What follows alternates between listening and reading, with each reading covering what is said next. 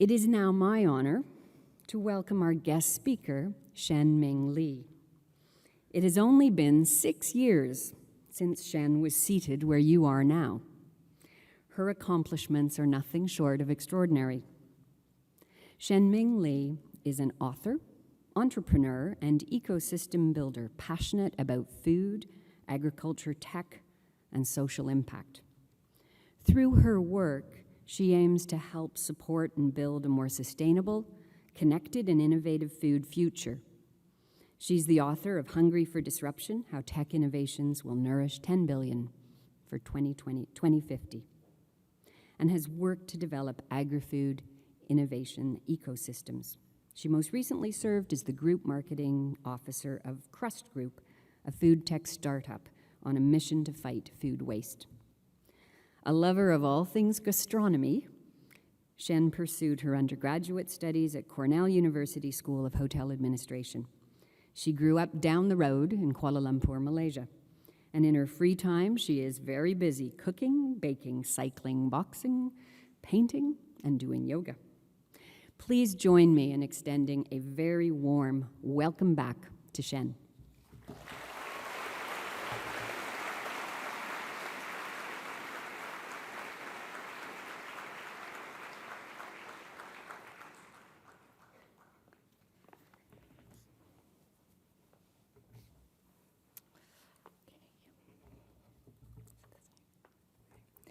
Okay, hi everyone. Firstly, thank you, Lizzie, for that very kind introduction. And thank you so much to the Office of the College President and the Dover leadership team for inviting me here today.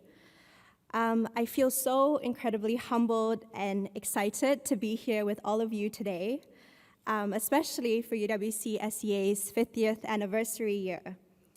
UWC truly has such a special place in my heart. You know, it's where I met some of my best friends who I still talk to today. It is where I rooted my values and where I really found out more about who I am. One of my fondest memories was starting Fresco Supper Club, a farm-to-table, social mission-driven supper club restaurant in the Dover boarding house, where I was a boarder. I cooked 3-course meals for guests, and all the restaurant's profits went to a Myanmar refugee school in Malaysia to fund the Myanmar refugee kids' education. I managed to bribe my roommates and even my brother to wait tables in exchange for free food. And I was lucky enough to use the boarding house's space and kitchen without paying any rent. So thank you so much, Simon Dean.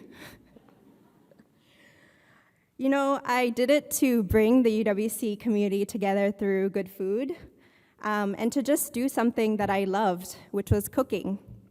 But if I'm being really honest, I also did it to save the poor boarders from eating Sodexo every day.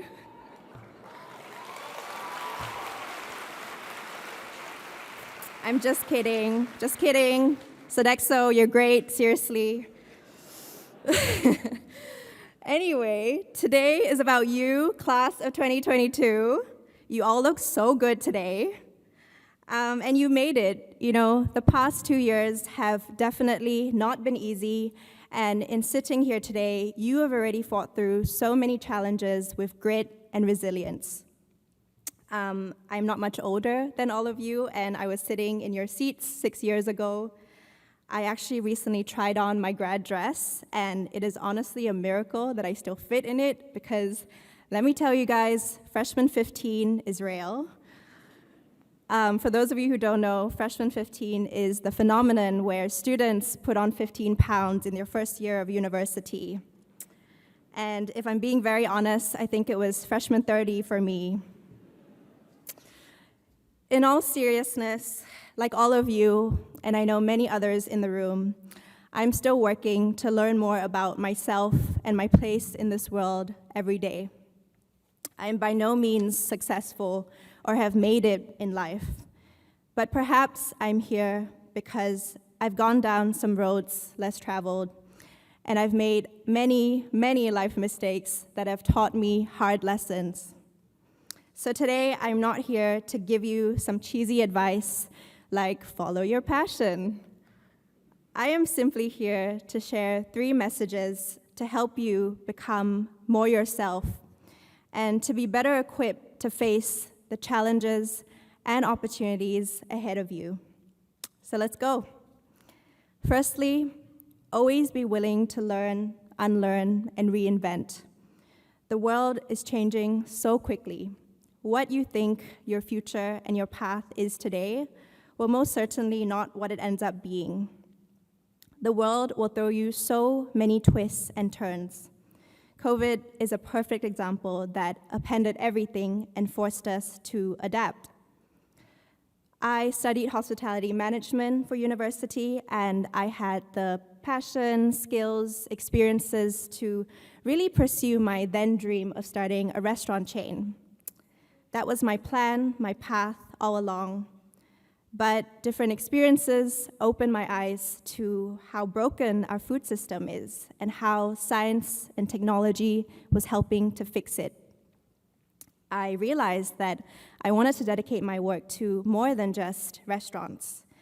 And I became very curious about food system change, and in this world of agri-food tech, I had to unlearn the mentality that I had to go down my original path and learn all over again in the world of agri-food tech that I just barely had experience in at the time. As a type A person and self-proclaimed planner, this was definitely not easy. Unlearning was not easy, and it doesn't come naturally to many of us. Essentially, especially if you or your parents have a planned path for you. It wasn't easy, but I essentially had to just reinvent myself and unlearn old plans. It was unexpected, but it changed everything for me. So know that life will bring you many moments of pivot and inflection. Embrace the uncertainty of where life might take you, and be comfortable questioning the world and yourselves. The ground beneath us is always shaking. Learn to weather and surf these tides of life. Have the agility to learn new things, unlearn old ways of thinking, and reinvent to climb your way up new ladders. My second message is to prioritize impact over titles. I know this is the most UWC thing I could say today, but I truly, truly cannot emphasize how crucial this is. When I was younger, I thought that being president of a club or having a flashy job title meant that you had power and impact. The older I get, the more I realize this isn't always the case. Titles, and by extension, power, helps you make an impact, but it doesn't always mean that you have a good one. At the same time, you don't need a big title to have a good impact. During my second last year of university, holding leadership positions in clubs and getting highly coveted corporate internships was a sign of prestige and quote-unquote success. All of my peers chased this, but I decided that I didn't want to. That year, I chose to turn down any leadership titles that I had in school clubs, and I put little time into recruiting for an internship. Instead, I focused my time on learning more about how science and technology was helping to fix our broken food system, and sharing those learnings in a book that went on to get more people talking and thinking about the pressing issues in our food system. This decision informed and forever changed my path. It was not a conventionally right decision by any means, and it didn't give me a title beyond aspiring author for a year. And in a world where we celebrate the achievement of titles, many people questioned me. But that decision, it was one of the best decisions I've made, and it was the one that meant more future impact to me. And while it felt scary at the time, it was one of turning down these conventional titles to explore my passion and curiosity in a high-impact area was more important to me than being president of X number of clubs. A year without the performance of titles taught me that being driven by impact made me focus my time and energy on issues that mattered, and not necessarily on power and prestige. So know that you will have many, many opportunities to take on titles in your life and career that give you the perception of power and prestige. But what truly matters is if that enables you to make the impact that you want to see in this world. As UWC alum, you already have this value of impact ingrained in you. Hold it close. Tie your purpose to big problems, not big power. My final message for you is to define your own version of success. This is so important in a world where we fault ourselves or feel inadequate for not meeting the standards of conventional success. Society tells us that in order to be successful, we need to go to the best school, make a lot of money, have vacations all over the world, drive an expensive car, etc., etc. I think you know the drill. These are perfectly fine to strive for. But I think a lot of us know deep down that these aren't the only things that make us happy and successful. Yet, it is so much harder to define success by things like your happiness, your sense of purpose, the impact you make, and whether you are truly yourself. Not many people know this about me, but it's something that I want to share today. Remember I mentioned that I started Fresco Supper Club, and I think to a lot of people it sounded impressive, right? And don't get me wrong, I absolutely do not regret it. But at the same time, I was working so hard chasing it that I just didn't make enough time for my friends. I remember during Leavers Week, I felt so disconnected and out of place from my friends because they had become so much closer hanging out while I had been busy working or studying. It made me feel sad and empty. And I clearly didn't learn my lesson because I made the same mistake in my first year of university. As the overachiever that I was, I killed myself taking up roles in too many clubs and working part-time during school. I ended up burnt out, neglecting, losing friends, and struggling with my mental health. These were all pivotal moments that taught me that wasn't what success looked like for me, and they were hard lessons for me to learn. I wish someone had told me, Shen, no amount of professional achievements will make you truly fulfilled if you do not take care of your heart and your mind, and you don't nurture your connections with other people. So, I challenge you to rethink what success looks like for you. Keywords being for you. Because success looks different for everyone, and there is no one version of success. It's personal, it's multidimensional, it's nuanced. And don't get me wrong, it's hard and messy to figure out. But let me tell you, be patient and do the work. Do the work because it is worth it.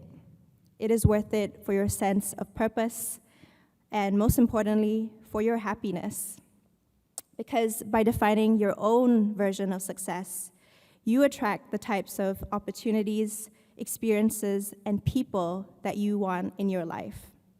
You become comfortable creating your own path, and you have the courage to reject what doesn't make you happy.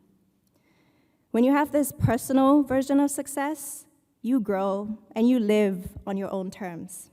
And that is incredibly liberating. So let me finish this message with one of my favorite quotes by Maya Angelou. Success is liking yourself, liking what you do, and liking how you do it. So, as you go out into the world, I hope you stay kind and understanding. I hope you will love yourself and make others feel valued, that you will face challenges head on, but forgive yourself for the mistakes that you will make. I hope you work hard for your goals, but also rest and heal when you need to.